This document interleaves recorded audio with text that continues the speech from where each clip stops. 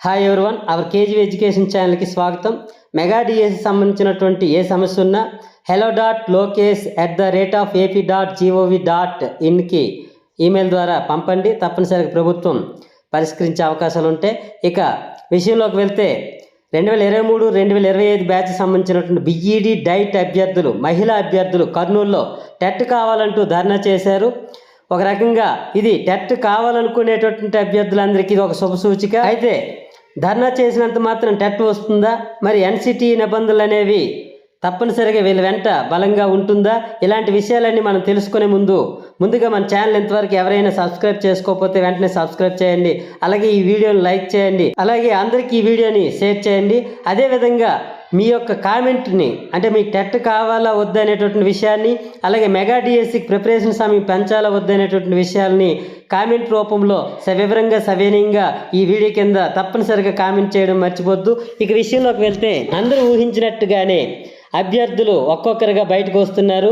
నేటి వరకు డివైఎఫ్ఐ ఆధ్వర్యంలో అనేక ధర్నాలు జరుగుతుండగా, మరోపక్క అనేక చోట్ల అభ్యర్థులు తమ దగ్గరలో ఉన్నటువంటి నాయకులని కలుస్తూ వినతి పత్రాలు సమర్పిస్తున్నారు. ఒక పక్క డిఎస్సికి కనీసం 90 రోజుల సమయం కావాలంటూ ఒక పక్క అభ్యర్థిస్తుంటే, మరోపక్క వెంటనే టెట్ వేయండి, టెట్ వేసి మాకు న్యాయం చేయనట్టు టెట్ క్వాలిఫై కానటువంటి మరియు టెట్ ఇంతవరకు రాయినటువంటి ఫ్రెషర్స్ అభ్యర్థులు అనే వాళ్ళు కోరుకుంటున్నారు.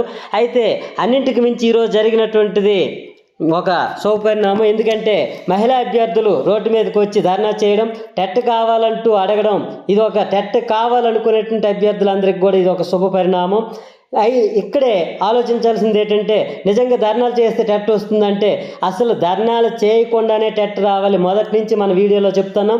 ఎన్సిటిఈ నిబంధనల ప్రకారం, ఆర్టీ యాక్ట్ ప్రకారం ప్రతి సంవత్సరం తప్పనిసరిగా 2 సార్లు, జనవరి లేదా ఫిబ్రవరిలో మొదటిది, అలాగే జూన్ జూలైలో రెండవది టెట్ అనేది నిర్వహించి ఎప్పటికప్పుడు ప్రతి సంవత్సరం రెగ్యులర్గా టెట్ నిర్వహించాలనేది ఎన్సిటిఈ చెప్తున్నటువంటి నిబంధన. మరి దాని ప్రకారం ఆలోచిస్తే తప్పనిసరిగా ధర్నాలు చేయకుండానే రావాలి. కానీ ఏ కారణమో కానీ ధర్నాలు చేసి అడిగితే తప్ప మనకి టెట్లు అనేవి రావట్లేదు. ఏదైనప్పటికీ ఈరోజు కర్నూలులో టెట్ కావాలంటూ మహిళా అభ్యర్థులందరూ కూడా బయటకు వచ్చి ధర్నా చేయడం అనేది చాలా మంచి పరిణామం. అయితే వాళ్ళు అంటున్నది ఏంటంటే, 2023-25 బ్యాచ్ అనేది ఆల్రెడీ సెమిస్టర్ ఎగ్జామ్స్ కూడా పూర్తి అయిపోయి కనుక మెగా డిఎస్సి లాంటి గొప్ప అవకాశంలో మాకు అవకాశం కల్పించండి. 16,347 పోస్టులతో ఒక మెగా డిఎస్సి రావడం అనేది గత 10 ఏళ్ళు ఎప్పుడు జరగలేదు. ఉమ్మడి రాష్ట్రంలో ఇదే మొదటిది కనుక తప్పనిసరిగా అంతటి మంచి అద్భుతమైనటువంటి పోస్టులతో వచ్చిన ఈ మెగా డిఎస్సిలో మాకు అవకాశం కల్పించండి. అలాగే ఎన్సిటి నిబంధనల ప్రకారం కూడా మాకు తప్పనిసరిగా టెట్ నిర్వహించి మాకు అవకాశం కల్పించండి అని అడుగుతున్నారు. అలాగే గత ప్రభుత్వం అయితే రెగ్యులర్ బ్యాచ్ ఏదైతే అప్పుడు గోయింగ్ బ్యాచ్ ఉందో వాళ్ళకు సైతం డిఎస్సిలో అవకాశం కల్పించారు. వాళ్ళకి ఆ డిఎస్సికి ముందు టెట్ నిర్వహించి ఆ టెట్లో అవకాశం కల్పించారంటూ వీళ్ళు ఒక బలంగా ఒక విషయాన్ని అయితే రైట్ చేస్తున్నారు. ఇది కీలకమైన అంశం. గత ప్రభుత్వం కల్పించింది, ప్రస్తుత ప్రభుత్వం కూడా కల్పించి ఆదుకోవాలని వీళ్ళు చెబుతున్నటువంటి అంశం అయితే ఒక బలమైన అంశంగా మారబోతుంది. తప్పనిసరిగా ప్రభుత్వం దీని మీద దృష్టి పెట్టి పునరాలోచిస్తుంది అనడంలో ఎటువంటి సందేహం లేదు. అలాగే వీళ్ళు రైట్ చేస్తున్న మరో పాయింట్ ఏంటంటే, ఇప్పుడైతే మెగా డిఎస్సి 16,347 పోస్టులతో వచ్చింది, కానీ మళ్ళీ డిఎస్సి ఎప్పుడు వస్తుందో కూడా తెలియదు. మేమంతా మహిళలమి, ఇప్పటికే చాలామందికి పెళ్ళిళ్ళు అయ్యి కుటుంబ సభ్యులతో ఉంటున్నాం. అలాంటి మాకు మళ్ళీ మరో డిఎస్సి రాసే అవకాశం వస్తుందో లేదో మాకు తెలియదు కనుక తప్పనిసరిగా ఈ డిఎస్సి కోసమే మాకు అవకాశం కల్పించాలంటూ వీళ్ళు ఒక బలమైనటువంటి కారణం రైట్ చేస్తున్నారు. ఎందుకంటే వెంటనే మెగా డిఎస్సికి ముందే టెట్ నిర్వహించి ఫ్రెషర్స్కి అవకాశం కల్పించాలి. గత ప్రభుత్వం కల్పించింది కనుక ఇప్పుడు కూడా ఈ ప్రభుత్వం కూడా కల్పించి మమ్మల్ని ఆదుకోవాలని వాళ్ళు చెప్తున్నటువంటి కారణాలు అనేవి సహేతుకంగా ఉన్నాయని అనిపిస్తుంది. ఏదేమైనప్పటికీ మహిళా అభ్యర్థులు రోడ్డు మీదకి వచ్చి ధర్నా చేయడం అనేది ఒక అద్భుతమైనటువంటి విషయం. లోకేష్ గారు కూడా, మన విద్యాశాఖ మంత్రి లోకేష్ గారు కూడా రెగ్యులర్గా మేము టెట్లు నిర్వహిస్తాం, డిఎస్సీలు ప్రతి సంవత్సరం నిర్వహిస్తామంటూ ఆయన వచ్చిన వెంటనే మనకు ఒక ప్రకటన అయితే ఇచ్చారు.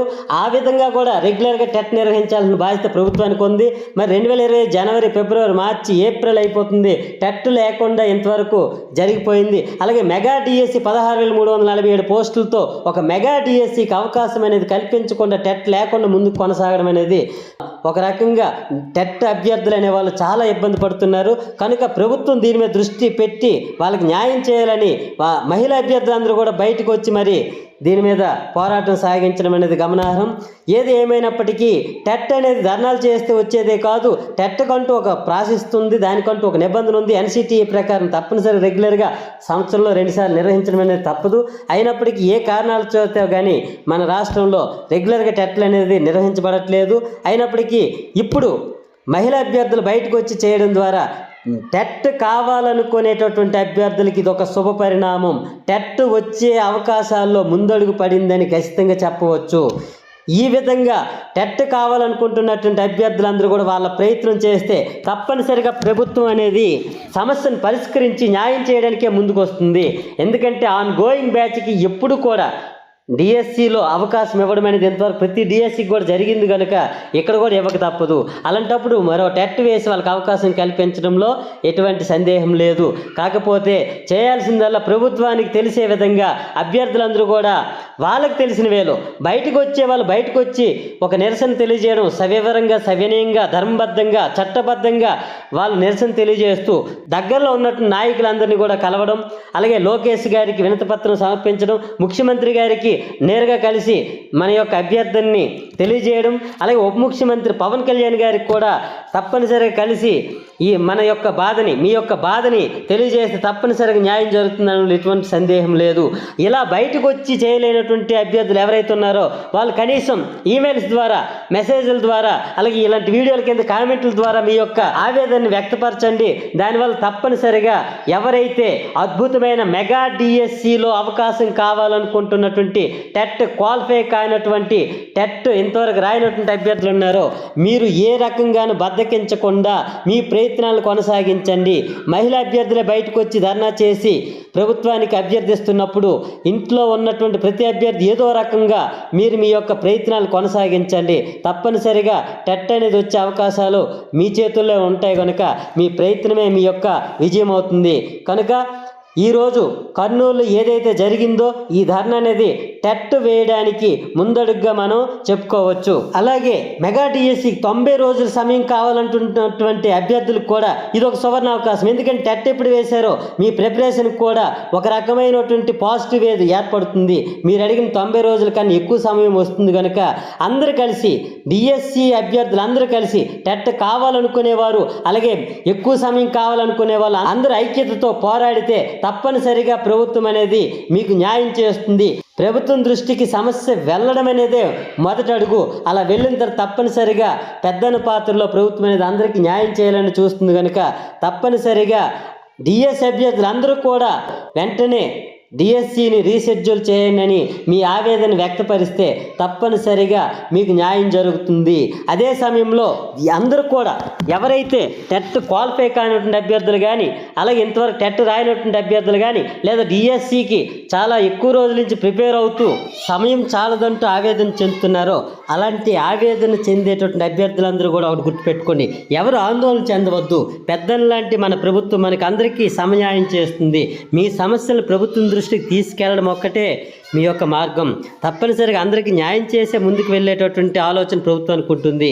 అలాంటి ఆలోచన ఉండబట్టే 16,347 పోస్టులతో గత 10 ఏళ్లలో రాష్ట్రంలో ఎప్పుడూ లేనన్ని పోస్టులతో ఒక మెగా డిఎస్ ఇచ్చారంటే నిరుద్యోగులను ఆదుకోవాలనే దృష్టితోనే ప్రభుత్వం ఇచ్చింది కనుక ప్రభుత్వం దృష్టికి మీ సమస్యల్ని తెలియజేయండి తప్ప ఎవరైనా ఆందోళన చెందుతూ మీ ఆరోగ్యాలు పాడు చేసుకుంటూ మీ జీవితాలను ఇబ్బంది పెట్టే విధమైన చర్యలు ఏవి చేయకూడదని మీరు ఎంత బలంగా ఉంటారో అదే మీకు మీ కుటుంబానికి మంచిది కనుక తప్పనిసరిగా మీ ఆలోచనలు ఎప్పుడు కూడా వివేచనతో, తేజస్సుతో, చైతన్యంతో ఉండాలి తప్ప నిరాశావాదంతో ఉండొద్దు.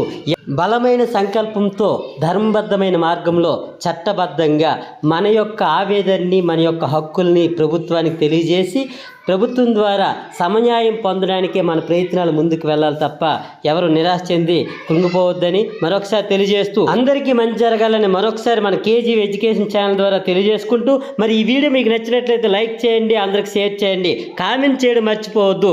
టెట్ కావాలని కానీ డిఎస్సి సమయం పెంచాలని కానీ మీ అభిప్రాయాన్ని సవివరంగా సవినయంగా ఈ వీడియో కింద కామెంట్ చేయండి. ఓకే, అందరికీ థ్యాంక్ యూ.